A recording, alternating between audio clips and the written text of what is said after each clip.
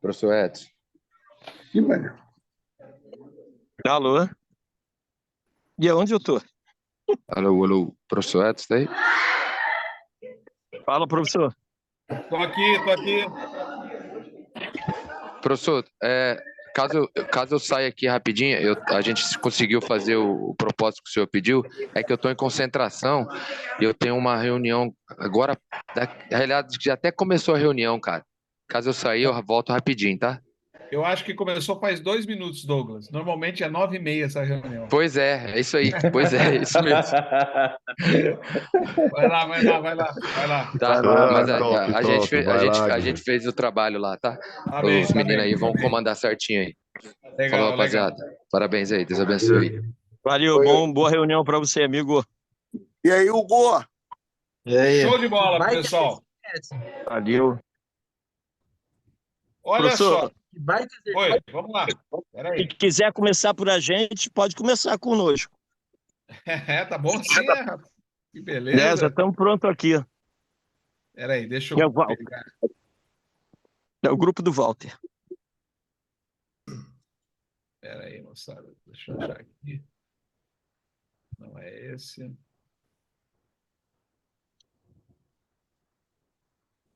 Vou achar aqui para nós aqui o nosso slide.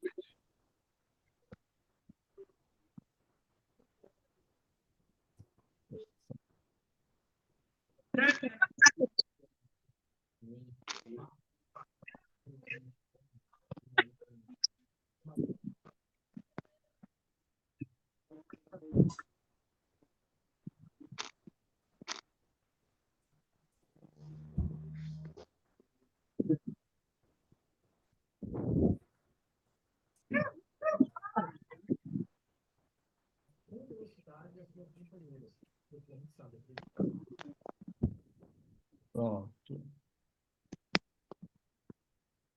Cá.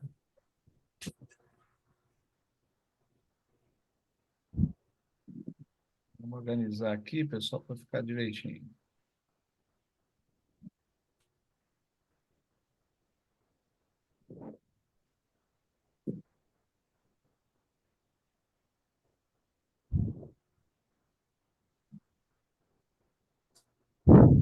Tudo bem. Voltamos. Beleza. Entrou, eu estou vendo aqui, faltava só vocês entrar. Isso. Muito bem, pessoal, vamos voltar aqui para a nossa tela. Só deixa eu puxar aqui para vocês terem a apresentação aí.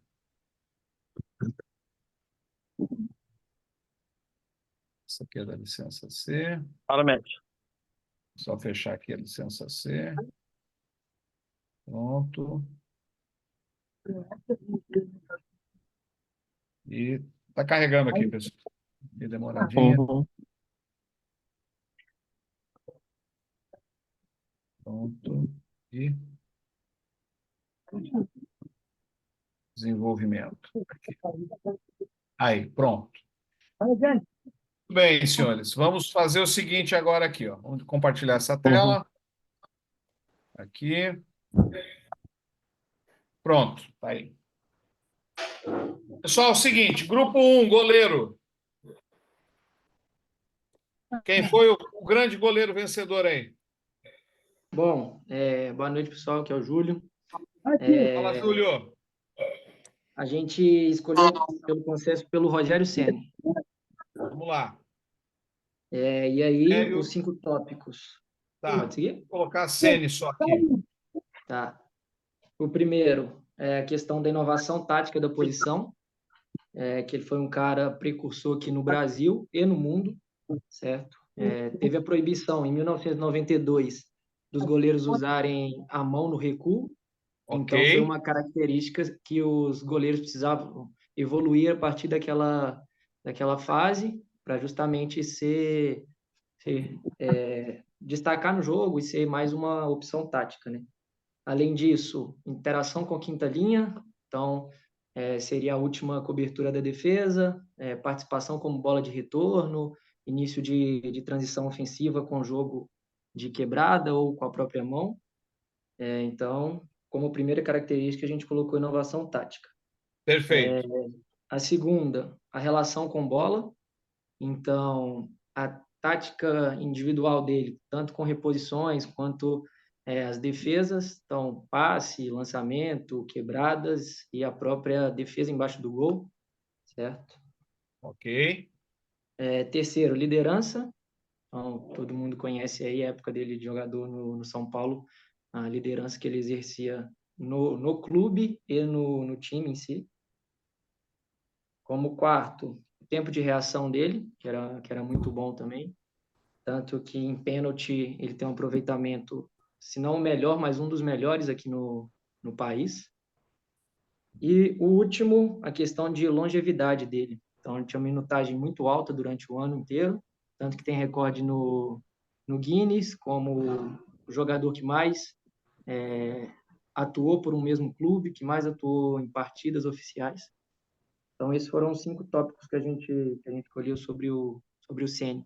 E aí cabe a observação também, né, que se ele fosse um goleiro de qualquer outro lugar do mundo, eu acho que a gente valorizaria muito mais ele do que a gente realmente valoriza, né? Então sempre a galera lembra ele como o cara chato, que reclamava de tudo, arrogância e etc. Mas era um Mas goleiraço. cara. Todas essas coisas. Na verdade, é assim, Júlio, fazendo um breve comentário sobre essa função, e como eu trabalhei com ele um bom tempo aqui no Fortaleza, o tempo todo que ele teve no Fortaleza, eu trabalhei com ele. E ele é uma pessoa diferenciada realmente, e muitos falam isso, né? Por exemplo, o Higuita muitas vezes é mais valorizado no Brasil do que ele por uma defesa escorpião.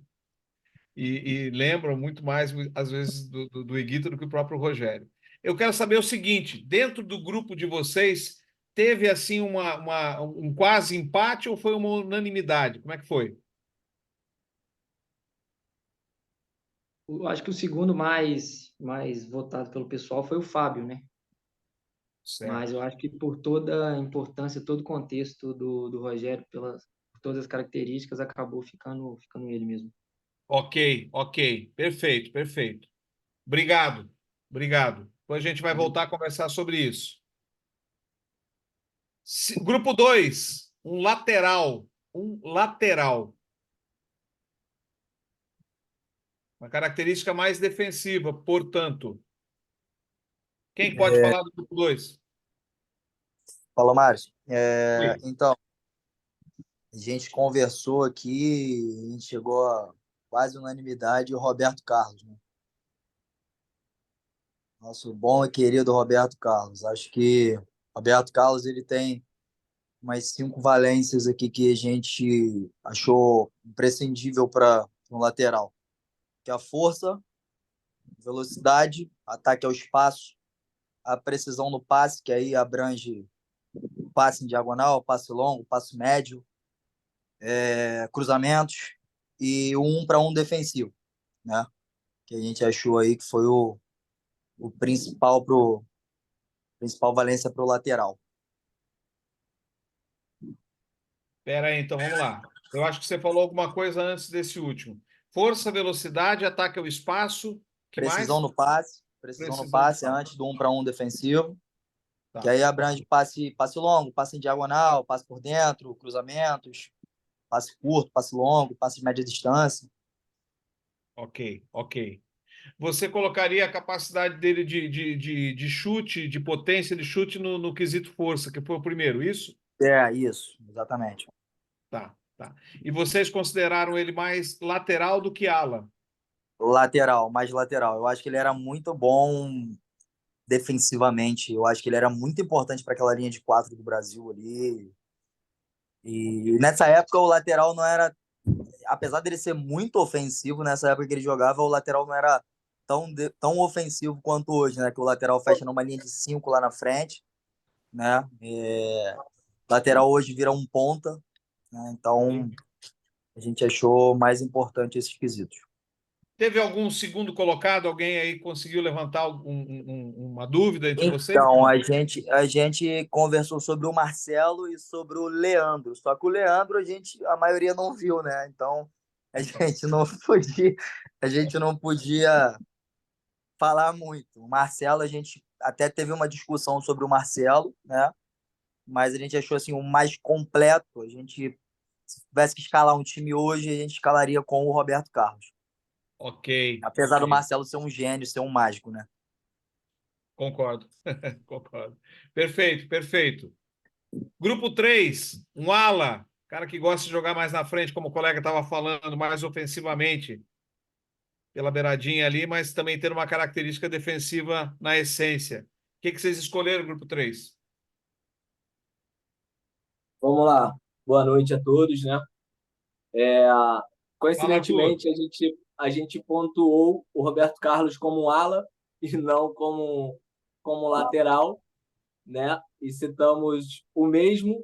Houve uma discussão, a questão do ala, né? Porque é uma posição que, assim, a gente fica na dúvida do que o cara é o ala. A gente vai pontuar um lateral ofensivo, a gente vai pontuar um cara que, né, consegue fazer as duas e houve discussão, como o próprio Hugo disse aí, no mesmo grupo teve o Roberto Carlos, teve o Marcelo, a gente citou o Felipe Lahm, né, da Alemanha, e no finalzinho a gente chegou a relembrar do time de São Paulo, né, que tinha dois alas descritos mesmo, que era o Cicinho e o Júnior, mas preferimos ficar com o Roberto Carlos porque é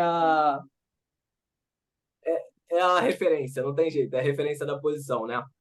E aí Ok. a gente citou a velocidade como o principal, né?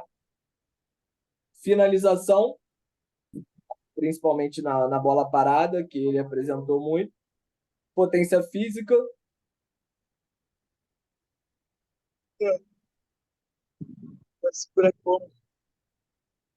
Posicionamento por fora, que ele apoiava muito, né? Ultrapassagens o tempo todo, aquele apoio todo por fora ali. A resistência física, né? E aí a gente colocou a resistência ou a liderança, que ele era um cara carismático, que todos, né? De entrevistas e relações que tiveram com todos os atletas do grupo ali da seleção, o Real Madrid, todos falam muito bem dele, é querido, enfim, né? Então acho que ficou bem clara a questão de referência aí de lateral e ala que nós brasileiros temos, não tem muita dúvida disso aí, né? Ok. Eu não vou fazer o comentário agora ainda, eu quero fechar tudo, mas tem um comentário sobre isso que vocês falaram agora, o grupo 2 e o grupo 3, dito nada mais, nada menos por Zagallo e Parreira, que na época falaram sobre isso, e tem um dado matemático muito importante, aí vocês vão chegar à conclusão de vocês, tá? Grupo 4, zagueiro. Professor, boa noite, boa noite. Leonardo aqui. Fala, A Leonardo. gente tá ouvindo bem, né? Ok? A gente escolheu Thiago Silva, como Thiago zagueiro aí. Silva. E Vamos lá. não Por foi quê? unânime, não, mas característica, primeiro, um contra um defensivo, né? O princípio de contenção.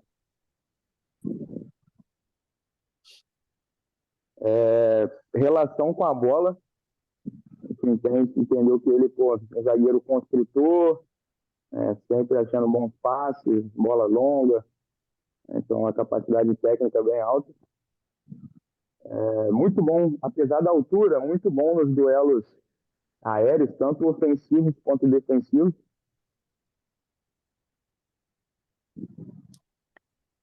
Tá ok, duelos aéreos.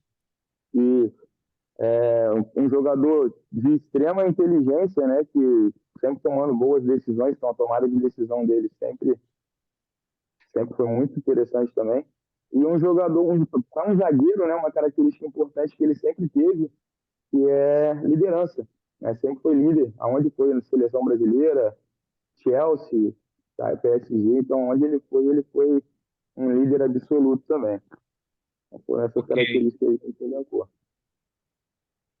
Ok. Teve algum outro que disputou a posição bem com ele ou não? Teve, aí eu entro nesse assunto, Edson. Fala lá. Eu até comentei, até como o colega anterior falou, o Leandro né? Na época de Flamengo, ele foi lateral e chegou uma fase da vida que ele não conseguia mais, ele foi para a zaga. E assim, Os últimos anos, é nos últimos verdade. anos, e assim, como zagueiro, tanto o lateral quanto a técnica dele e a habilidade, o que eu vi jogando, né? É um dos melhores. E um outro que foi citado foi o Baresi, né? Super técnico, o cara conseguia destruir, desarmar com a maior categoria, habilidade, tanto para saída de jogos como defensivo e ofensivo. Perfeito, perfeito, André. Bem lembrado, Baresi, bem lembrado, hein? Bem lembrado. Mas é aquilo, né? Tem que ver se a maioria viu jogar. Pois é, mas é por isso que o Thiago É. foi Porque unânime.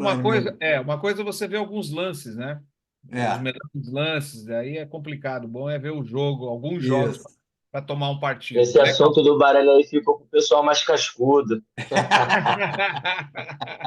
Não, hoje mesmo no Chelsea, gente, o que ele faz no Chelsea é extraordinário. Com 39 É, anos, jogando em alto nível. E assim, você pergunta para os torcedores do Chelsea, ninguém quer abrir mão dele. é Ninguém, incrível. assim, um cara que, assim, eu acho que esse cara é um cara injustiçado. Eu acho que por tudo que ele falam dele na mídia e tudo mais, eu acho que a seleção não merece um cara igual o Thiago. O Thiago deveria estar sendo convocado até hoje. Tem explicação. Profissionalismo, né? Um cara profissional. É, Se para mim, ele é o cuida, o bufão cara se brasileiro. Ele merecia muito cuida. ter ganhado uma Copa. Mas aquele 7-1 deixou marcas aí, alguns É, pagaram mais, outros pagaram menos. A verdade é essa, né? ficou o estigma, né? Não tem jeito. Deixou Porque ele traumas. estava. Complicado, complicado. Ele é daqui de perto de onde eu moro. Coisa boa. Pessoal, grupo 5, primeiro volante. Professor, boa noite a todos. Tá morando Tá me bem, ouvindo? Renan? Vai falar, Renan, Vai, pode ir. cara. Primeiro volante, o Eduardo. Se quiser falar, pode falar, irmão, fica à vontade. Ou Michel, Fala aí, Mikael. Mikael. Fala aí, pode falar Fala aí, aí, Mikael. Mikael. Pode falar, Tá, irmão. vou falar aqui, vou falar. Boa noite a todos. Como Boa primeiro noite. volante, a gente escolheu Sérgio Busquets, professor. Opa! E aí, nas características dele, nós colocamos como primeira a inteligência na ocupação de espaço, a forma como ele se movimenta em campo, tanto ofensivamente como defensivamente, é um diferencial. No 2, a gente colocou a orientação corporal, que é a forma como que ele se põe, independentemente do espaço onde a bola está, se a bola está no ataque, está na zaga, na lateral, a orientação corporal dele é muito diferenciada. Nós colocamos o primeiro toque dele. E aí, tanto para dar o passe ou num domínio orientado, ele se sobressai nesse primeiro passe. A outra característica é a excelência no passe dele, tanto na bola curta como na bola longa. E a quinta característica é a marcação forte, o desarme no 1 contra 1.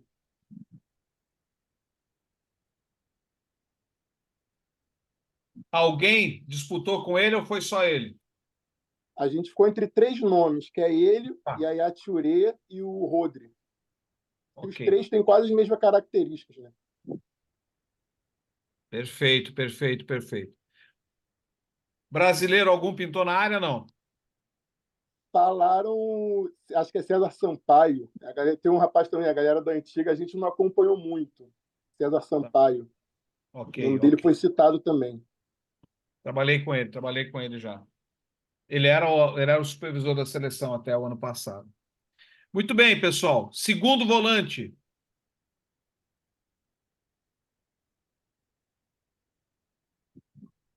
Grupo 6. Professor, Diga. Juvenal falando, eu acho que teve uma confusão, porque apareceu 2 grupos 6 aí e a gente acabou É ficando com verdade, atacante de área. Vocês nós pegaram quem? falamos sobre atacante de área. Atacante de área. Então, tudo bem. Porque Deixa eu tava marcar aqui o grupo 6. Eu vou colocar aqui. Espera aí. Não tem problema porque não. Atacante de antes área. aí o Atacante de área. Então, vai lá. Atacante de área.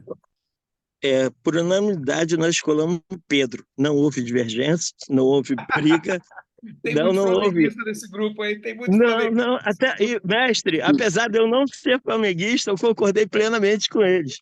E Perfeito. eu aí, sou o Vasco, primeiro. professor, pelo amor de Deus. Aí, outro Vasco, Tá vendo como é que Pedro está privilegiado, professor?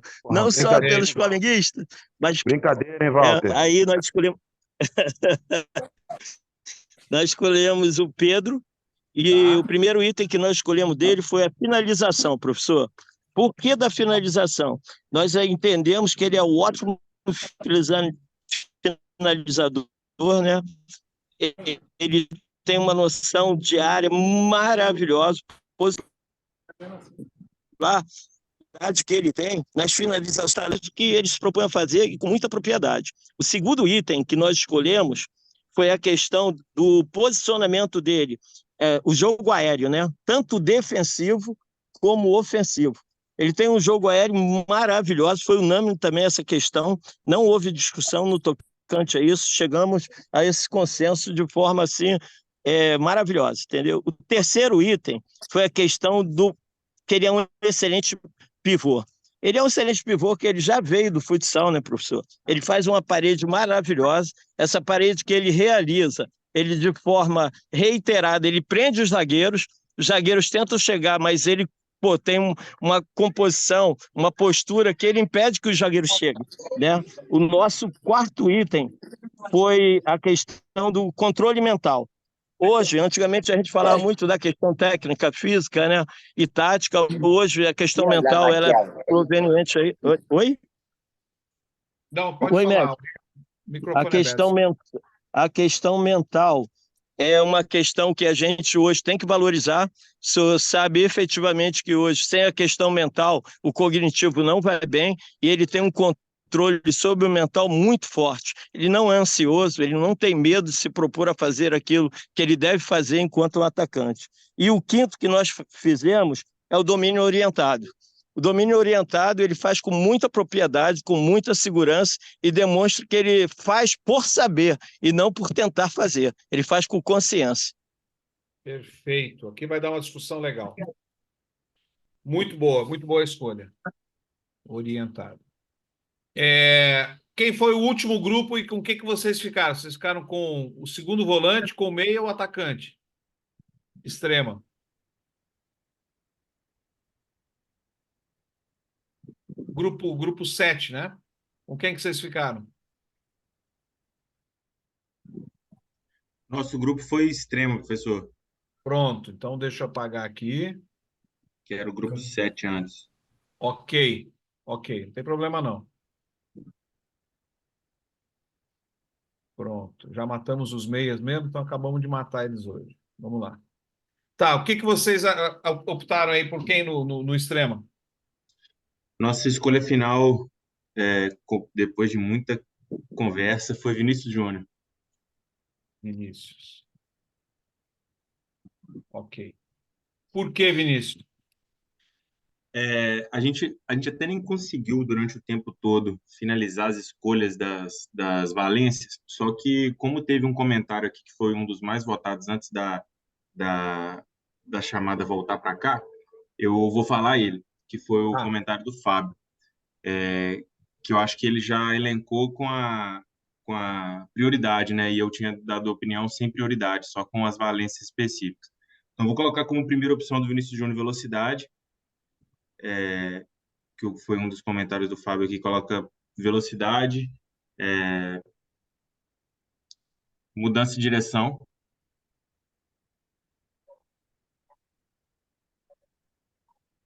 Mudança de direção. 1-para-1 ofensivo. Ofensivo. E aí a gente colocou, aí eu vou voltar lá no outro comentário, porque esse aqui acabou que a gente entendeu que algumas das outras valências já estavam inseridas nessa. Então aí foram 3, aí a gente colocou cruzamento.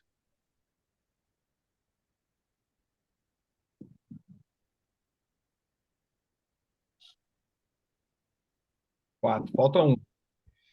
E mudança de ritmo. Que aí a gente entendeu que a mudança de direção e mudança de ritmo seriam coisas diferentes, né? Mudança de direção seria literalmente, né, mudar a direção, cortar da direita para a esquerda para a direita, e a de ritmo seria a capacidade de acelerar no momento certo e travar no momento certo. Acelerar e desacelerar o jogo. Isso, aí a gente entendeu que seria dessa forma. Estou até tomando as palavras aí meu grupo, porque eu acabei juntando dois comentários, mas é porque não ia dar as 5 valências aí. Mas aí para a gente deixar a tarefa completa.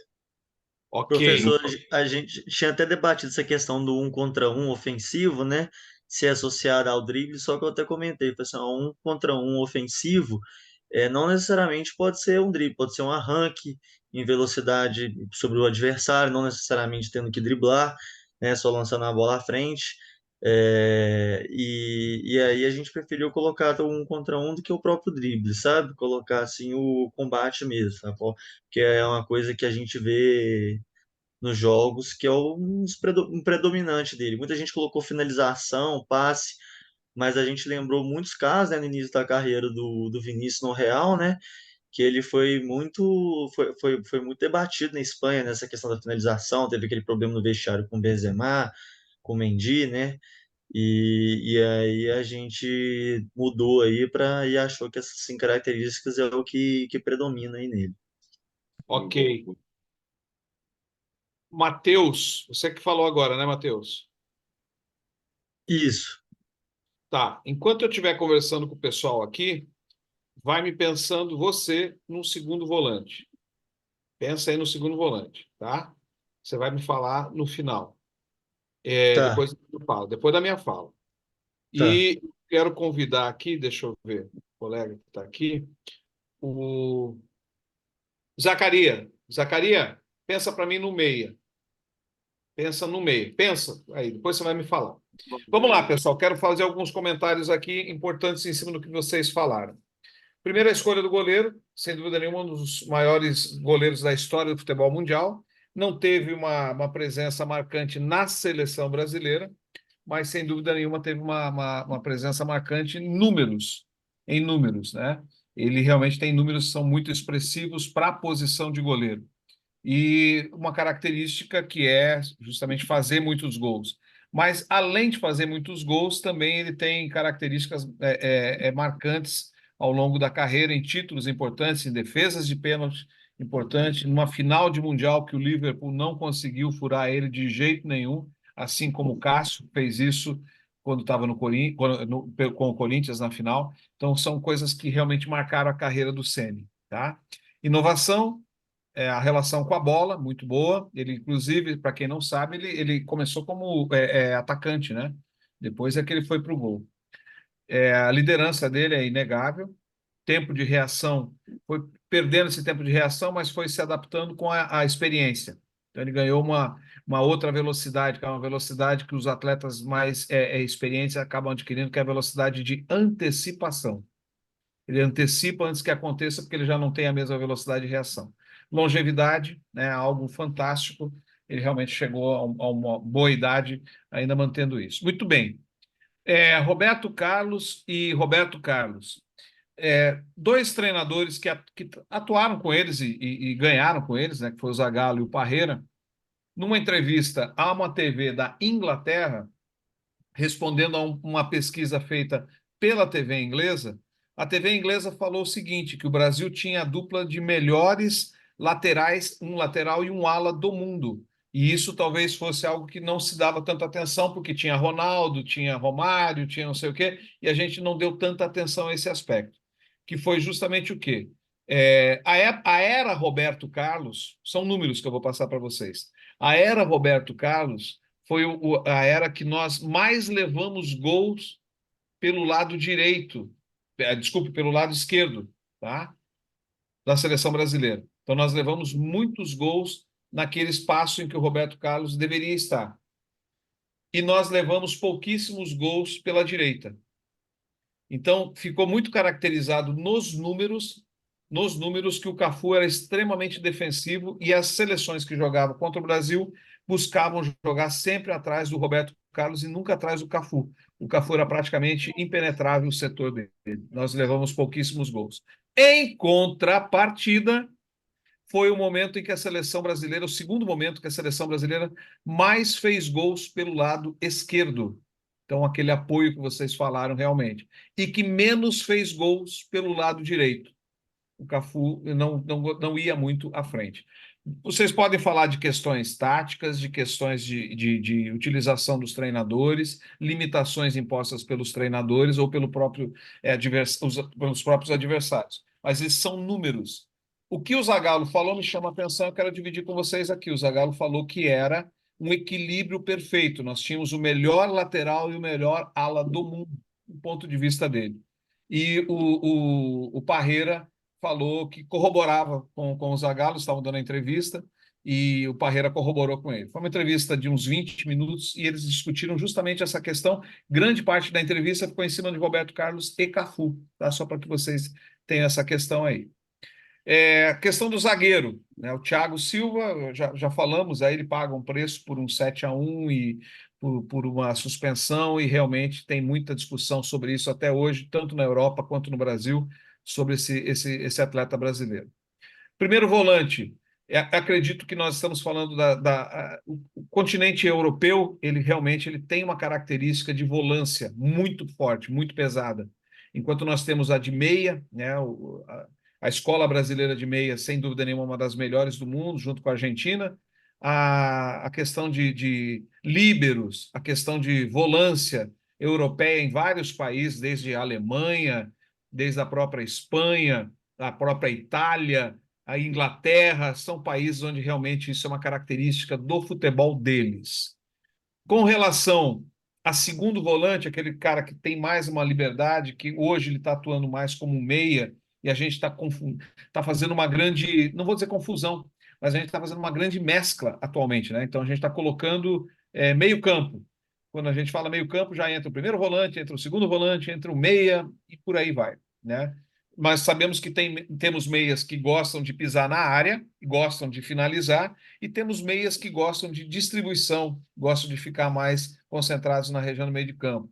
Então, tem meias com características diferentes, meias que gostam, que atuam na marcação, e meias que não gostam de marcar, ao contrário, buscam desmarcação. Então, são características que nós temos e elas mudam frequentemente. Eu sempre vou dizer para vocês, se ele estiver dando resultado, ele fica, independente da sua característica. Se ele não estiver dando resultado, ele vai ser substituído, vai ser trocado e o sistema muda.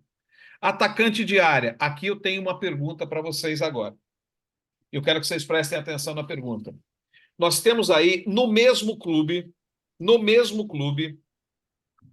dois jogadores com a mesma função e posicionamento, características físicas totalmente diferentes, características psicológicas totalmente diferentes, posicionamentos diferentes, biomecânica diferentes. Ambos chegaram à seleção brasileira, ambos fizeram muitos gols pelo clube. E aí? É aqui que chega o ponto talvez mais importante dessa nossa discussão, infelizmente ele chegou, ou seja, nós temos numa mesma posição jogadores com características totalmente opostas que conseguem rendimentos incríveis, né? Um vai gostar mais do Gabi, outro vai gostar mais do Pedro. Vocês chegaram aí ao resultado do Pedro, entender que ele é mais útil talvez para a equipe, inclusive na parte defensiva, eu concordo com vocês, mas eu estou falando que naquele objetivo dele, que é fazer o gol, juntamente com o Gabi, ele também faz gol, e tem recordes, inclusive, do Flamengo, conseguiu gols em momentos importantíssimos. Se discutiu muito se os dois poderiam jogar junto ou não, o Dorival colocou, o Rogério tirou, e assim por aí vai. Independente disso, o que fica claro aqui para nós nessa questão é justamente a variação de possibilidades que nós temos para atingir objetivos semelhantes, né? Porque você dizer que um deles pode ser dispensável em detrimento do outro, hoje talvez seja possível, mas há 2, 3 anos atrás o Flamengo não abriu mão desses dois atletas. E os treinadores que por lá passavam, também nenhum deles queria abrir mão desses dois atletas. Então, tinha um, tinha outro, substituía, colocava aqui, descansava um e o outro ia, mas com características muito diferenciadas, né? Então, é algo assim para a gente pensar e analisar o que é esse futebol brasileiro e essa riqueza. Depois, o Vinícius.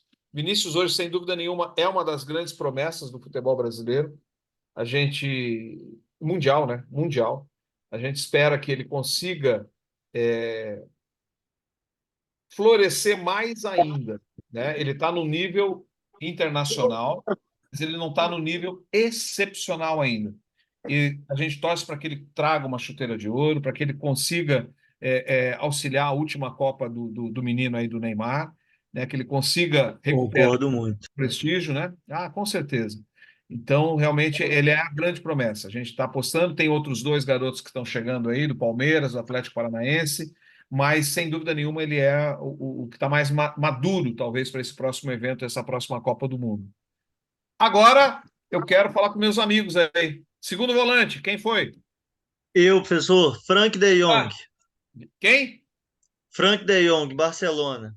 Espera aí, cara, que eu vou já. Volante, meio armador. Poxa. Para mim, um dos melhores que tem na posição. E Foi o longe, hein? Bayern de Munique. Os Pera aí, dois. deixa eu pôr o nome aqui. Frank de Jong, Barcelona. Frank, tá aqui, pronto. Eu quero saber por que você escolheu ele. Professor, para mim, ele é um dos volantes mais modernos que tem no futebol. Tirando a fase que a gente tem do Barcelona, e não é aquele volante central, nem que vem aqui buscar a bola e nem que necessariamente comece a distribuir o jogo. Ele preenche os espaços deixados pelos meias. Os meias do caso de ligação e os meias de infiltração. Por exemplo, quando ele joga com Pedro e Gavi, o Gavi, ele gosta muito de pisar na área, é um meia que às vezes ele puxa até pela ponta, muitas vezes o Xavi coloca ele até com ponta esquerda para improvisar. Então o Gavi é aquele primeiro meia que já vai direto para atacar, dá muito apoio e faz triangulação com os atacantes muito próximo à área. Já o Pedro é aquele meia de ligação, ele recebe a bola, mas questão de cobertura defensiva, desarme, no caso ele fazer um passe errado, perder a bola ali na zona de meio campo, o Frank de Jong está sempre preenchendo. Além de ser aquele primeiro homem que aparece para desarmar e tudo mais, para mim, desde a época de Ajax, ele é um dos volantes que, assim, em todo lugar do campo ele está para distribuir a bola. Ele está sempre ali para preencher espaço e fazer triangulações. Então tá, faz de conta que nós estamos sozinhos, não tem 70 caras que entendem de futebol também nos ouvindo. Você encontraria alguém no Brasil com características semelhantes ou próxima da dele, ou realmente é uma escola que nós não damos muita atenção a essa característica que você Gerson. acabou de citar? Gerson, Tá jogando aonde, o Gerson? Flamengo. Agora me diga o seguinte: o que, Mas onde o pouco, é Gerson, pouca não, tá. comparação. Onde o Gerson perde para ele? Essa questão de ocupar o espaço do campo inteiro é muito mais intensidade, é bem diferente o jogo, professor. É o que mais associa. Mas assim, se o Gerson é aquele cara que não tenta preencher o campo todo, ele está na maior parte dos espaços, mas assim, ele não consegue fazer o que o De Jong fez. Quem conseguiu também fazer por muito tempo foi aquele que saiu do Flamengo e agora está até jogando no mesmo time do João Matheus. Gomes, Não, o menino do Flamengo, campeão da Cuejá. Libertadores. Paquetá, Ah, Cuejá. Não, O Gomes. João Gomes. João Gomes. João Gomes. João Gomes, João perfeito. Gomes. Ô, João. Ele fez muito a função que eu, assim, a gente não encontra aqui no futebol brasileiro um Kimmich, um Frank de Jong, tô falando em questão de característica, tá? Não tô falando questão de nível, não, nível técnico, não. Mas eu tô falando, assim, questão de característica mesmo, aquele campista total, é aquele meio campista que preenche todo aquele terço do campo, entendeu? Ele dá muito ritmo ao jogo, entendeu? Ele não deixa o jogo desacelerar. O jogo contra o Napoli mesmo, a intensidade dele, assim, era uma coisa absurda. Até uma falta de cartão amarelo que ele recebeu, né, no primeiro tempo. Até o comentarista falou: não, isso não é falta para cartão, é questão mais de intensidade mesmo. Às vezes o juiz fica até difícil de entender. É um jogador que dá muito ritmo. Viril. Perfeito, perfeito. Muito bom, muito bom. Gostei muito da tua colocação, demais. Me diga uma coisa agora. Quem ficou com meia? O Zacarias. Professor, Fala, professor, só uma observação rapidinho. Posso falar antes de ir para o meia? Pode. Hoje a gente está falando sobre o desenvolvimento dos atletas categoria de base. Aí ele falou muito na questão da intensidade. Eu acho que, assim, nós brasileiros, a gente precisa educar melhor os nossos jogadores, porque Na Europa, o jogo flui. Aqui no Brasil, a gente educa a criança a cair, a ganhar tempo, e isso prejudica o nosso futebol. Eu vi uma entrevista do René Simões que no jogo do Flamengo, os jogadores do Liverpool correram 14 quilômetros e o do Flamengo correram 9. Sendo que essa característica que a gente carrega de estar parando o jogo e a gente educar os meninos pode atrapalhar? Não sei se eu deixei ele entender. A gente passa uma imagem de que é legal isso, essa catimba, essa malandragem. A gente acaba errando com isso. E isso é uma característica brasileira? Atrapalha na formação ou não? Eu entendi o que você falou, entendi o que você disse. Hoje o futebol brasileiro, e eu vou passar esse dado de forma mais veemente para vocês na parte presencial, dos países campeões mundiais, os campeonatos internos dos países campeões mundiais, que é o Uruguai, a Argentina, o Brasil, a Espanha, a Inglaterra, a França, a Itália e a Alemanha, desses países campeões mundiais, nós temos 53 minutos de bola em jogo no Brasil. É o país que menos a bola roda no Campeonato Brasileiro, Série A e Série B. Tá? Então a bola realmente roda pouco aqui, o brasileiro fica muito no chão, demora muito para repor a bola em jogo, discute demais com a arbitragem, valoriza cada lance, cada falta, enfim, é uma característica. Eu não estou dizendo que está certo ou errado, hein, pessoal? É uma característica do futebol brasileiro que já faz parte da cultura brasileira, tá? Então, é uma característica nossa. E a gente vai discutir sobre isso. Então, são 53 minutos. Hoje, o futebol inglês está rodando 66 minutos. São 13 minutos a mais de jogo. Então, isso condiciona melhor, faz com que eles girem mais facilmente, corram mais, eles estão mais soltos, né? Então, são o encontro de duas escolas muito diferentes do ponto de vista de desempenho técnico, desempenho tático, de estratégia, de uma série de questões. Mas, sem dúvida nenhuma, é um dos pontos que a gente tem que levar em consideração quando a gente vier para a nossa discussão prática aqui, viu, pessoal? Quando a gente vier na prática aí no Rio de Janeiro, em São Paulo, quando a gente for para discutir lá na Granja, quando for discutir, a gente vai ter um simpósio aí no final do ano que está sendo armado, vocês vão ser convidados. É importante que a gente leve essas questões. A gente vai trazer o pessoal de fora para conversar com a gente também, para a gente entender melhor. Então, aquele futicom que o Parreira formava, a gente vai ter com a CBF Academy agora. Porém, vai ter um setor que é só para a base. Porque o que vocês estão fazendo agora, vocês me elencaram uma grande quantidade de características. Então, nós criamos o que se chama de modelo. Agora, o que seria importante? Deixa eu puxar a telinha aqui só para vocês entenderem. Já voltamos no meio aí, viu, pessoal? Já voltamos no meio. Só deixa eu não perder a ideia de raciocínio aqui, porque senão vocês ficam... Opa, isso aqui não... Tá aqui. Deixa eu puxar essa telinha. Pronto, tá aqui a tela. Aí. E deixa eu preencher aqui para ficar maior para vocês. Ou seja, vocês chegaram num consenso, vejam só, pessoal, isso não é um consenso pequeno, vocês estavam aí cerca de 10 treinadores dentro de uma sala. Vocês, cada um ou outro pode discordar, eu não concordei muito com essa aí, mas o grupo colocou, eu mantive o grupo. Mas teve uma maioria, né? Teve um grupo aí, talvez, que tivesse alguém com um poder maior de convencimento, outro, não vou discutir hoje, deixa ele pôr isso aí mesmo. Enfim, vocês escolheram esses jogadores. Esses jogadores têm características. Eles apresentavam características lá na sua infância e adolescência. Nós tínhamos que ter o registro, coisa que os europeus têm muito bem. Então, aquele jogador que chega, nós já estamos tendo também, viu, pessoal? Graças a Deus, felizmente, os nossos clubes já estão mantendo esses registros há cerca de 15 anos já. Então, nós temos que ter o registro. Eu quero mostrar para vocês como é que é feito isso. O materialzinho eu vou passar para vocês, fiquem tranquilos, tá? Sobre a fibra, a escolha, mas eu quero chegar aqui. Muito bem. Esse quadro aqui é um quadro muito importante para vocês verem. Dê uma olhadinha do sub-7 ao sub-20.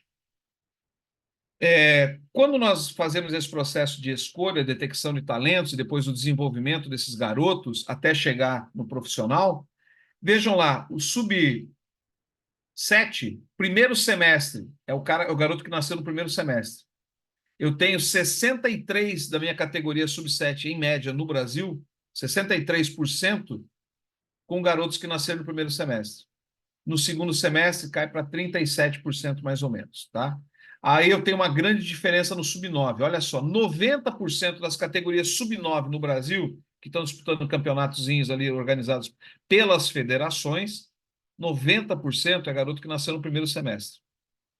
E 10% nasceu no segundo. E assim essa diferença vai indo. Depois, lá no sub-15, eu tenho mais uma vez um salto grande. Isso aqui é sub-15, ó. Quase 90%, 86%, 87% nasceu no primeiro semestre. Porém, olha só que coisa doida. Quando vai chegando lá no sub-20, lá no profissional, fica praticamente igual. Não faz tanta diferença ter nascido no primeiro e segundo semestre. Porém, olhe quantos que eu matei aqui, ó. Olha os percentuais que nós deixamos para trás nas outras categorias, porque nós fizemos uma escolha mais pela força, pelo tamanho, a vantagem de ter nascido no primeiro semestre nessas faixas etárias em relação ao segundo semestre é muito grande. Ela não é desconsiderável. Isso aqui que vocês estão vendo é Brasil. Isso aqui é Brasil. Em outros países, essa diferença não é tão grande assim. Então, realmente, nós deixamos muitos garotos para trás por conta dessa questão, e não tem outro jeito, né, pessoal? Primeiro e segundo semestre é a data que vai registrar na federação, é a certidão de nascimento, é o documento. Só que no nosso país é muito grande a diferença na mesma faixa etária, dependendo da região e dependendo da sua etnia. Eu posso ter um garoto que tem 10 anos de idade, mas na verdade ele tem o desenvolvimento para estar com 12, e o outro que tem 10 anos para estar com 8. Quando eu coloco esses dois para disputar, o de 8 é massacrado pelo aquele de 12, mas eles têm 10 no papel. Só que fisiologicamente, tecnicamente, um tem 12 e o outro tem 10. Esse de 10, o outro tem 8. Esse de 8 vai perder espaço e vai embora, você vai mandar embora ele. Ao mandar embora, talvez ele tivesse o maior potencial para ser, lá no final do processo, o melhor jogador. Isso fica muito claro, vocês já viram essas situações. Garotos que apresentam um pequeno desenvolvimento e depois ele floresce em outro clube, você nem conhece o garoto. Fala, putz, esse garoto passou pela minha mão, não botava fé que ele chegasse nesse nível. Olha aqui, quero mostrar para vocês aqui o trabalho que a gente fez, que foi muito grande. Primeiro, oportuniza, identifica, promove, seleciona e aperfeiçoa. Seleção, aperfeiçoamento. É onde nós nos encontramos agora. Como aperfeiçoar esse garoto para ele chegar no alto rendimento com a sua melhor forma, técnica, física e psicológica. Oportunizar, cada vez mais difícil. Identificar, precisamos de pessoas que tenham essa característica. Inclusive, a CBF hoje tem curso que é do captador, captação de talentos. Promover, deixar esse moleque jogar em algum canto. Selecionar os melhores e aperfeiçoar. Olha só, oportunização, o centro de treinamento em esporte, que é uma fábrica, uma usina, uma indústria. Então, o nosso campeão hoje, por mais que seja o Flamengo, nosso maior clube, o clube com a maior torcida do país, o garoto do Flamengo, ele quer ir para a Europa. O maior clube do Brasil já não segura o garoto. Porém, nós temos aqui a galerinha que vai falar o seguinte, ó, me enganaram. 10 anos. Levamos 10 anos para descobrir que o garoto não vai ser um atleta de futebol. Ou quando está num clube tipo um Atlético, um Palmeiras, um Santos, um São Paulo, e de repente, depois de 3 anos, pede a carta de liberação. Os presidentes, as SAFs, estão mandando embora esse coordenador. E estão falando para o coordenador o seguinte, rapaz, você e as tuas comissões técnicas levaram 3 anos para ver que esse garoto não ia ser um grande jogador de futebol? Vocês não têm forma de avaliar isso, de prever isso, de medir isso? O garoto está aqui, eu estou pagando alimentação, estou pagando inscrição, estou pagando taxa, estou pagando médico, estou pagando tudo. Agora você simplesmente pede para eu liberar o garoto com 16, 17 anos, porque ele não vai ser atleta. O que o presidente Petrágalo do Atlético fez? Muito bem, vamos liberar o atleta. Se esse atleta aparecer em um outro clube, vocês todos vão ser demitidos. Mudou totalmente a conduta. A partir de então, criou-se um protocolo aonde você faz de tudo para analisar o garoto periodicamente para ver se ele atinge determinados níveis, porque nós já temos esses indicadores. A gente já sabe como é que o Vinícius era aos 11, aos 12, aos 13, aos 14, aos 15. A gente já tem esses números. Já tem. Ah, mas o outro vai ter o mesmo número que ele? Não. Mas índices de evolução muito semelhantes. Se estiver muito longe, não chega. Se estiver próximo, a gente pode ajeitar. Senão, a gente fica perdido. Está aqui os índices. Dá uma olhadinha. Esse é um processo espanhol que deu certo. Levou a Espanha, inclusive, a uma Copa do Mundo. Esse esquema parece simples. Olha só, processo de seleção e formação do atleta. O Barcelona resolveu, seu presidente pôs na cabeça que um dia teria uma equipe toda formada pelo próprio Barcelona.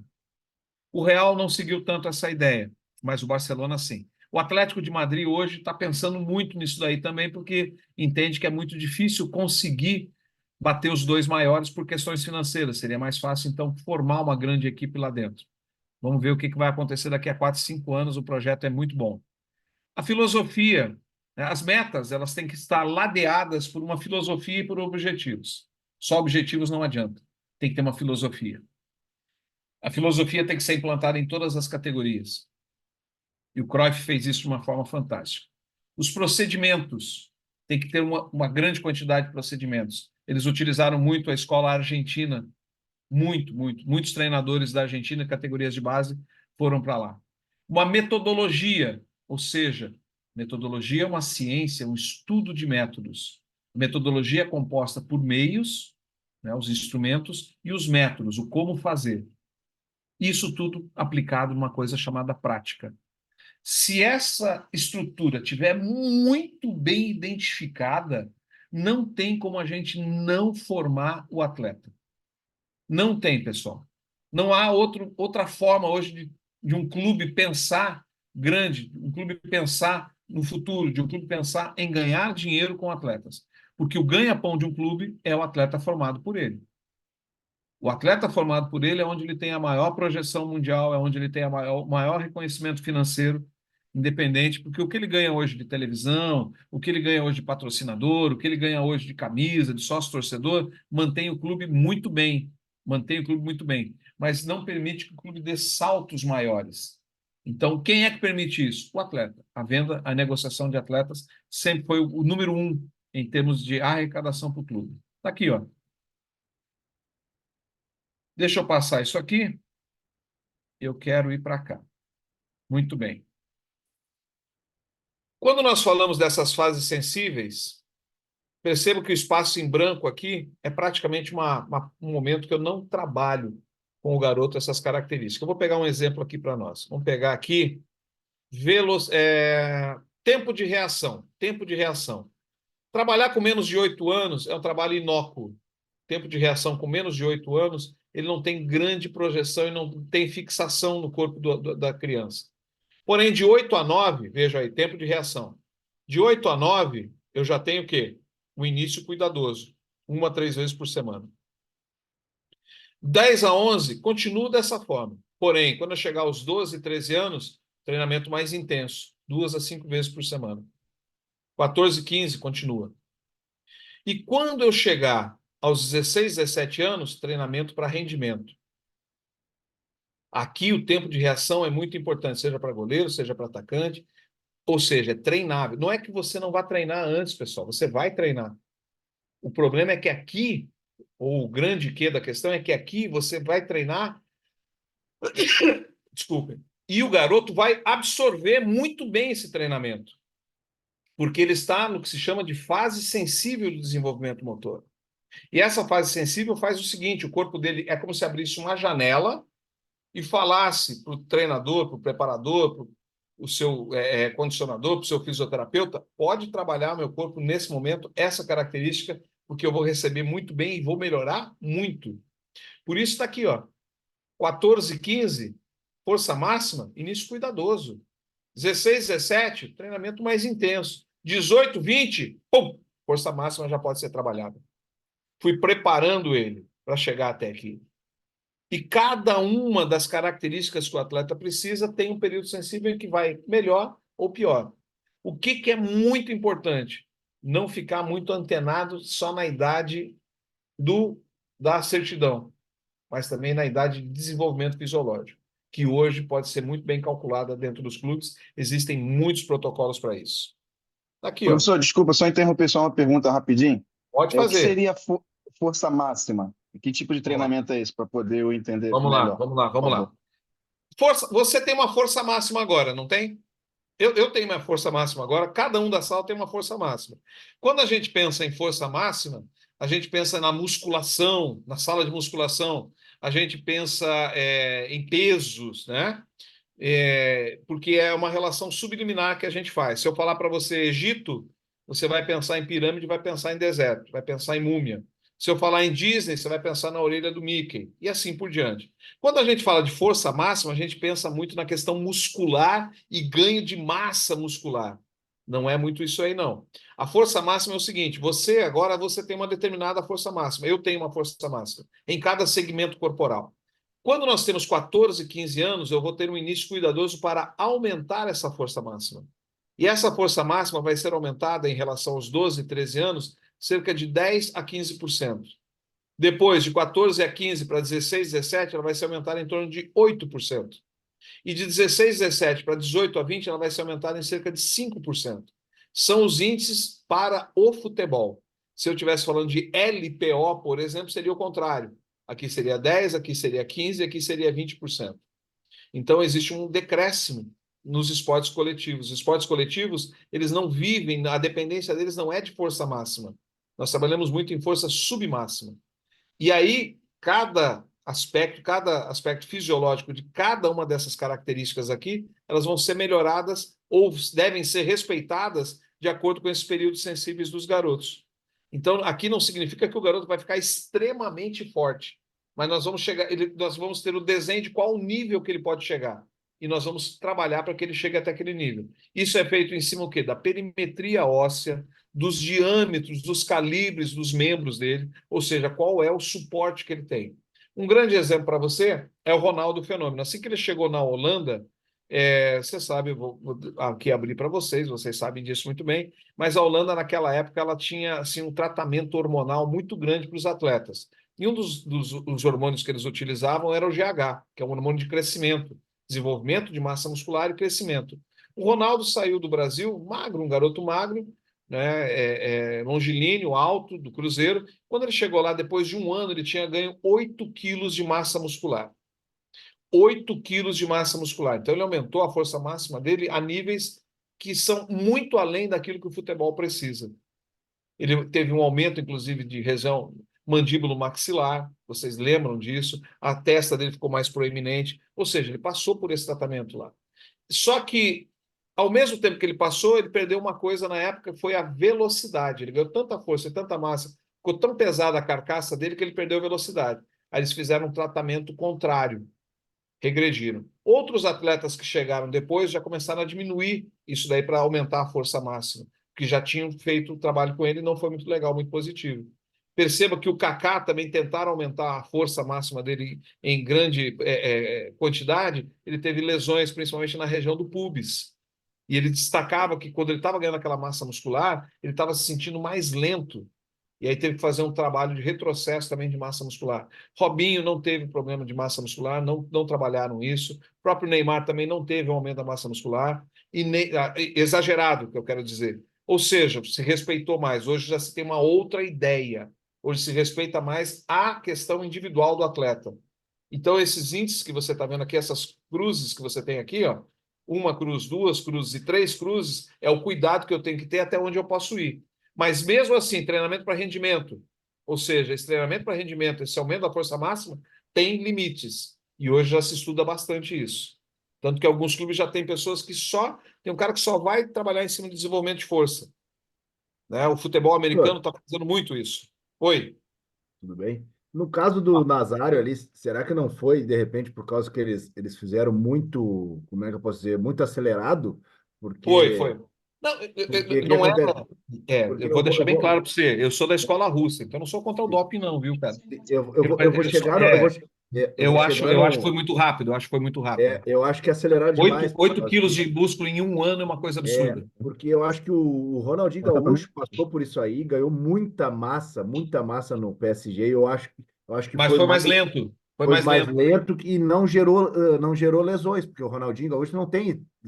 Não. Ele aumentava a massa, adaptava. ele aumentava, adaptava. Ele aumentava, adaptava. O Ronaldo não, ele foi só aumentando e não dava tempo para adaptar. Exato. Né? Tanto que muitos aí, especialistas falam que aquela musculatura que ele possuía no momento das lesões que ele teve no joelho, foram 3 lesões que ele teve na região do joelho, foi justamente por ter uma massa muscular, um motor mais forte que a carcaça. Exato. Você Exatamente. entendeu? Isso foi muito discutido, tem muitos cases sobre ele no mundo todo. Em vários idiomas já tem o caso Ronaldo. Muito bem, eu quero mostrar aqui para vocês uma outra coisa, pessoal. Isso aqui são as figuras, só a gente já falou bastante sobre isso. Está aqui. Aham. Muito bem. A quarta etapa, os resultados superiores. E uma quinta etapa. Essas 3 etapas aqui finais, olha só. A etapa da força, que eu falei para vocês, 11, 16, 17, a gente ganha uma força, percebe-se essa força, a testosterona vem muito grande nos meninos, as meninas, ao contrário, elas perdem, aumenta o percentual de gordura, tem que tomar muito cuidado quem trabalha com feminino.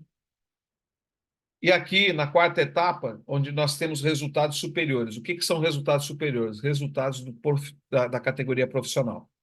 17 anos, esses resultados começam a aparecer. E isso vai a uma tendência. Eu vi até uma entrevista do Abel outro dia que ele está estudando muito a questão da fisiologia da adolescência, porque para ele está sendo assim uma coisa muito diferente de uma carreira de treinador, porque estão chegando garotos com 16, 17 anos para ele colocar, incluir na equipe profissional do Palmeiras, e ele quer ter cuidado, ele está estudando, a equipe está ajudando ele, lá, o pessoal da fisiologia, para que ele entenda melhor carga, quanto pode, quanto não pode, vai voltar a treinar lá, não vai, tem que jogar lá, tem que jogar aqui, porque realmente isso só acontece aqui, né, pessoal? Então, temos que ter muito cuidado com essa questão. E muita coisa está sendo publicada e escrita ainda sobre isso. Muito bem, longevidade. Até onde a gente vai? Até onde a gente consegue manter isso daí? Isso depende muito do que foi feito antes. Deixa eu só puxar aqui. Tá? Isso aqui tranquilo, tranquilinho. Capacidade reativa. Aqui. Pronto. Aqui, ó, por incrível que pareça, eu tinha essa foto antes de vocês falarem. As principais características. Está aqui. Eu coloquei esse quadro. Eu só peço 5 minutos para vocês, pessoal. Sei que está passando o nosso horário, mas me deem 5 minutos, por favor. Modelo de elite do atleta de futebol. Está aí o maior de todos, o maior modelo, tudo que a gente possa imaginar está nesse cara aí chamado Pelé. Vamos pegar só esses itens, só esses, hein? Olha só, amplitude da passada de corrida, nível de concentração, nível de motivação, maturação biológica, comprimento das pernas, percentual de gordura, velocidade de antecipação, estatura, flexibilidade, força isocinética, velocidade de raciocínio, comprimento dos braços, performance geral do jogo, capacidade de recuperação pós-jogo, altura do tronco, velocidade com bola, velocidade acíclica, velocidade na corrida, VO2 máximo na corrida e amplitude da passada na corrida. Ou seja, esses itens, todos eles têm que ter tido um valor lá quando ele tinha 10 anos, 11, 12, 13. Como é que eles foram se desenvolvendo? Qual que se desenvolve antes, qual se desenvolve depois? Então, nós começamos a criar o que se chama de modelo de elite de atleta de futebol em nível mundial. Todas as modalidades sempre fizeram isso. O futebol é uma das últimas, devido a essa diversidade que eu acabei de explicar para vocês. Olha aí. Eu vou ter que ter um peso. 1, 1,5, 2, 2,5, 3. Cada escola argentina tem o peso dela, para isso que eu vou mostrar para vocês. O Chile tem o peso dele. Nós temos o nosso peso. A Inglaterra tem o peso dela. Não é muito diferente, mas tem pesos e tem características. Vocês já vão entender. Está aqui. Vamos imaginar, aqui embaixo, pessoal, tem que dar 345. Tá? 345. Peso 3 significa que de 0 a 10, isso aqui eu vou multiplicar por 3, vai dar 30. Se eu tivesse colocado 7 aqui, ia dar 21 aqui. Se eu tivesse colocado 6 aqui, ia dar 18 aqui. Entenderam? Porque o peso é 3. Aliás, peso 1, peso 1, peso 1, peso 2, multiplica por 2. 2,5, 1,5. Análise de jogo, peso 3. Estatura, peso 1. Vamos ver outro peso 3 aqui. Já está aqui. Maturação biológica, peso 3. Recuperação imediata, 2,5. Velocidade com mudança de direção, 2,5. Isso aqui que eu estou mostrando para vocês já está feito até por posição, pessoal. Por posição já tem isso daqui. Isso que eu estou mostrando para vocês é um geral para vocês entenderem como é que a gente vai fazer como é que vai acompanhar o desenvolvimento desse atleta até ele chegar nesse nível desses atletas que vocês acabaram de elencar e ver. Está aqui. Pontos. Se o cara fez menos de 149, ele está numa etapa chamada preliminar. 150 a 199 é uma iniciação inicial. Se ele tem entre... por que isso, Edson? Porque o cara pode ter 17 anos e pode fazer mais de 300 pontos. É um atleta de elite. Ele tem 17 anos. Então, o que me interessa aqui não é a idade dele, mas é o que o corpo dele consegue fazer. Então, se ele conseguiu de 200, ele tem 14 anos, 15 anos, mas ele fez de 250 a 299, ele já é um atleta de alto rendimento. E esses atletas, eles começam a se destacar entre 14, 15, 16 até 17 anos, eles já mostram ao que vieram. Ao que vieram. E se não mostrar nesse período, pessoal, já era. Pode jogar, obviamente, pode jogar uma série, um campeonato estadual, pode jogar uma série B brasileira, uma série C, mas não vai lá para aquela prateleira lá em cima, porque ele não atinge essa pontuação. E todas as escolas grandes de futebol hoje do mundo, elas estão ligadas nessa pontuação que o atleta faz em todos os seus pilares. Pilar físico, técnico, tático e psicológico. O que mais reclamo do atleta brasileiro é o psicológico, vocês sabem disso. Está aqui. Aspectos psicológico, físico, motor, habilidade motora. Esse quadro que eu vou mostrar agora para vocês, isso leva ao resultado. Aqui, ó. A prioridade. Eu tenho certeza, tem que dar 100% isso aí. Eu tenho certeza que todos nós vamos dar índices diferentes. Pode ser que tenha um colega aí que fala, Edson, eu considero psicologia 5% só. E eu considero habilidade motora 40%. A inteligência do jogo eu considero 30%. E o físico motor eu considero 20%, 25%. Cada um de nós vai ter um desenho. Isso caracteriza justamente o quê? A sua ideia do que é o futebol. Cada um de nós tem uma ideia de pesos. Cada região do país tem uma ideia. Então, isso aqui é muito variável. Isso aqui não é uma regra, não é um livro, não é matemática pura. Nós vamos ter que trabalhar esses percentuais. Inclusive, você pode mudar esse percentual ao longo da sua vida. Você pode, poxa, não, já não estou considerando tanto, já estou considerando isso, conforme você vai ficando mais experiente. Está aqui, ó. Programa da seleção, aspectos de habilidade motora, e aqui uma ficha de modelo para vocês. A parte amarela é psicológica, a azul, físico-motor, a cinza, habilidade, e o técnico-tático, esse vermelho. Aqui, inventário de sintomas de estresse psicológico, ela, ponto 35, ponto 35, ponto 30. 10. 30% físico-motor, 36% habilidade motora, e o técnico-tático 24% total, que tem que dar 100%. E aí eu divido esses pontinhos em subitens, aquilo que eu julgo importante. No físico-motor, resistência aeróbia, velocidade cíclica, agilidade acíclica, força de membros superiores, por exemplo, para laterais e goleiros, força de membros inferiores, né, para atacantes, zagueiros, ou seja, está aqui. Teste do paredão, precisão. Esse quadro aqui eu posso alterar com mais de 200 variáveis. E o que eu tenho feito hoje, orientando os clubes e dando a consultoria, é fazendo por posição, porque cada posição tem um nível de exigência diferente, tá? Não tenho dúvida disso. Então, isso aqui, deixa eu puxar aqui, opa, esses percentuais aqui, nesse exemplo que eu estou dando para vocês, tá? Que é a base de tudo, está aqui. Esse exemplo que eu dei para vocês, os percentuais, eles estão repetidos aqui, ó, aqui. Percentual do total, nessa última coluna aqui, tá? É o mesmo que tem lá, fecha 100%. Então, qual que foi mais importante aqui? Habilidade motora. Eu julgo que no processo ali de 12, 13 anos, para mim, o mais importante é a habilidade motora. 12, 13 anos. Qual que é o segundo mais importante para você? Físico-motor. O terceiro, técnico-tático. O quarto, psicológico. E depois, quando ficar mais velho, esses números vão mudar. E ficar um pouquinho mais velho, esses números vão mudar de novo. E é isso que nós temos que ter essa capacidade de fazer essas comparações com as mudanças necessárias em cada momento do atleta. No sub-11, no sub-13, no sub-15, no sub-17. Registrar, guardar, e aí quando aparecer outro lá em 2034, que tem a mesma característica de um que chegou a ser o bicho-papão lá no Manchester. Opa, olha esse garoto, ele está com os mesmos números do nosso bicho-papão que está fechando o contrato lá no Manchester, está acabando a carreira no Manchester. Esse garoto está começando aqui. Opa, vamos para cima do moleque. Aqui vai dar. É assim que funciona. E é isso que os estrangeiros, principalmente as equipes europeias, têm feito com a gente.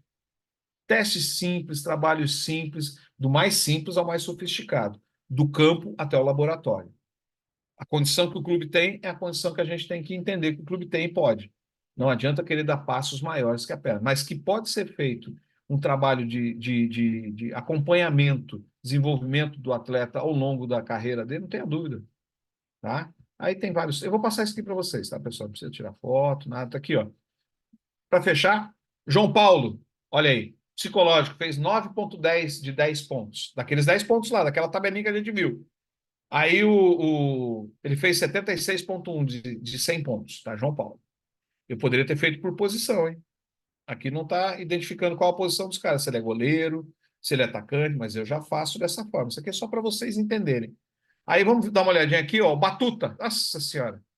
Batuta fez quanto aqui? 61,2. 61,2. Então ele está quase no fim da tabela. O que ele tem de bom? O que é melhor dele? Melhor dele, habilidade motora. Opa! O que é pior dele? De 24 pontos, ele fez 12. 50% aqui, ó. Técnico tático.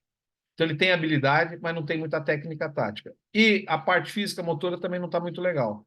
Então, provavelmente, se eu melhorar a parte física motora, eu vou elevar esse técnico tático. Então, me dá mais 6 meses para eu trabalhar o Batuta. E se daqui a 6 meses não der certo, a gente dispensa ele. Mas se der certo, se ele for lá para cima, ele está em progressão. Enquanto o atleta está em progressão, não libere o garoto.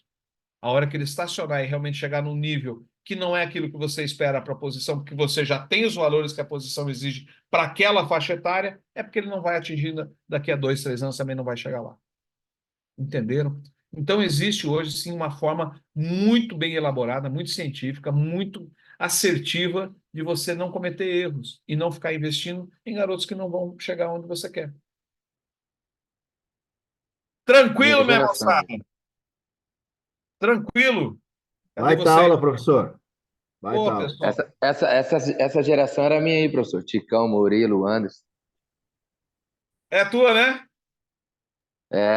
Eu ia até interromper o senhor um pouquinho, que quando o senhor falou do Ticão, me veio uma história, né? Porque eu passei pela PSTC, ele me levou para lá, o Cleberson foi na época que me indicou para lá também na época. Aí tudo que você falou pro Ticão, pode colocar 100 vezes mais, né? Porque ele era uma pessoa que tinha um olho que era fora do normal mesmo. Absurdo. É uma coisa assim, assustava, viu, cara? Isso aí, assustava. Isso que eu estou mostrando para você, essa ciência toda, ele conhecia tudo isso aí, ele viu todo esse processo, ele dava taco, ele falava assim, vamos ver se vai bater com o que eu penso. Tipo assim, daqui a 5 anos, eu tô falando que esse garoto aqui não vai vingar. Esse aqui eu tô falando que vai vingar. O que vocês estão falando aí desses números de vocês? Para ver se batia. Eu lembro até hoje que ele me chamou um dia para uma reunião e que ele me fez pensar muitas coisas mesmo. E eu trouxe isso para o resto da minha vida, cara. Foi uma coisa que, onde ele me chamou rapidinho a história e falou assim, ó, igual você, Douglas, eu posso arrumar 5, então você volte a se dedicar, porque senão amanhã eu já estou trazendo mais 3. Aí, a partir daquele momento, cara, eu nunca mais deixei de me dedicar ao máximo em tudo. E levei isso pro resto da minha vida, cara. Foi na época que eu tava no PSTC ainda, antes de ir pro Caju aí. Mas foi muito bom relembrar isso aí, cara. Muito que bom legal. mesmo. Qual período você ficou lá? Foi em período de 99, 2000. Aí no começo de 2000, o Cleberson me leva pro Atlético. Eu sou de Londrina, né, cara? A gente tem uma amizade. Aí foi nessa época que eu tive no Atlético o Antônio Carlos. Sim. Vai encontrar ele. É isso aí. Momento, futebol é bom pro isso. Bom Planto demais, bem, bom colhe demais. bem, não tem como. É verdade. Que bom, cara, que bom você falar. E dá saudade realmente de algumas pessoas aí que ajudaram muito o futebol e que muitas vezes ninguém nem sabe quem é, ninguém lembra, a não ser quem viveu ali no meio, né?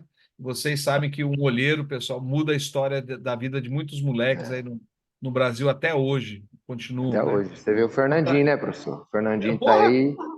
Você sabe Cleberson, que eu falei com Jadson, o Cleberson? Dagoberto. O Cleberson está nos Estados Unidos. Aí o Cleberson terminou a Pro aqui, pessoal, só contando para vocês como exemplo até. Aí recebo lá uma ligação: ô professor, tudo bem? Lembra de mim? Claro, rapaz, tô aqui nos Estados Unidos, rapaz, o treinador saiu e me botaram para ser treinador, eu era interino. E aí estão pedindo para mim um negócio de homologação. Que homologação? Homologação! Isso, professor, homologação. O que é isso? Rapaz, você tem que ter homologação. Aí foi lá olhar, ele não tinha entregue a AOT, que é um trabalho que vocês têm que fazer de estágio no final do processo. Ele não tinha feito isso. Ele fez lá, ele ganhou a direito de fazer a prova, porque era campeão mundial, lá no começo do processo era assim. Lá atrás funcionou dessa forma. E aí ele falou: pô, professor, eu falei: rapaz, faz essa AOT aí no seu clube mesmo, pede para um desses garotos de análise de desempenho te ajudar e me manda isso urgente, cara. Senão você vai perder o emprego aí, cara. E emprego fantástico nos Estados Unidos, ele está muito bem, está morando lá há muito tempo. Eu sei que em uma semana a gente conseguiu, teve que ligar para a Conmebol, falar com o presidente da CBF para conseguir essa homologação para você, rapaz.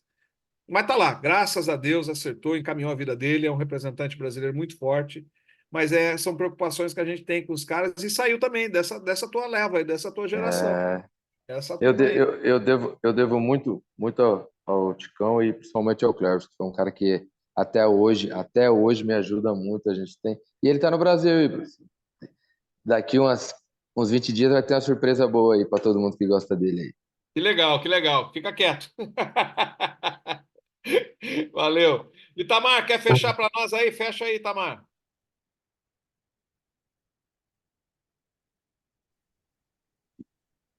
Itamar levantou a mãozinha. Professor, Diga. queria agradecer aí a oportunidade da aula, foi assim maravilhosa. Aos meus Opa. pares aí, porque cresci muito com eles hoje, todo mundo contribuiu, foi uma aula assim bilateral, sabe? Muito obrigado por tudo, a todos que estão envolvidos nesse processo. Obrigado de verdade. Tamo junto, querido. Vamos lá. Ótimo final de semana para vocês. Eu fico aqui em Porto Alegre até domingo, mas segunda estou lá em Fortaleza conectado em vocês aí na próxima online. Vamos lá. Bom descanso a todos. Um Boa abraço, noite. fica com Deus aí. Descansa a todos, Deus abençoe. Parabéns Amém. pela aula, Valeu, professor. Alex. Um abraço, gente. Ficam com Deus aí. Valeu. Boa noite a todos. Pessoal, valeu, Edson. Abraço a Valeu, todos. pessoal. Valeu. Fabio, parabéns, Fabio, pelo meu novo trabalho aí que você vai ter no Voltaço aí, cara. Deus abençoe. Final de semana.